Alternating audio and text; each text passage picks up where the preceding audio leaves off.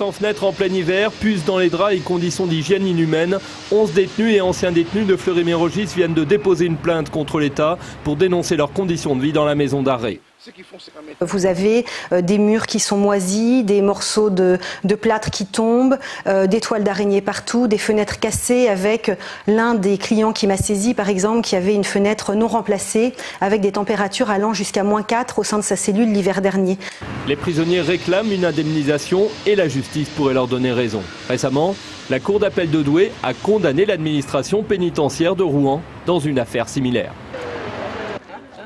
La Cour administrative d'appel a confirmé et a maintenu l'indemnisation à 3 000 € pour chaque détenu pour les 2 ans qu'ils avaient passé en détention à Rouen.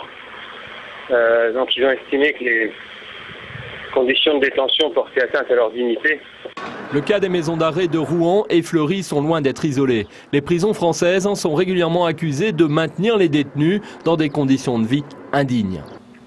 C'est-à-dire des vitres qui manquent, c'est-à-dire des conditions d'hygiène qui ne sont pas garanties du tout. C'est une grande promiscuité et c'est donc dans l'ensemble des conditions qui sont inacceptables et qui, comme telles, oui, c'est ce que nous avons déjà dit dans d'autres pays, peuvent s'apparenter à un traitement inacceptable, un traitement dégradant.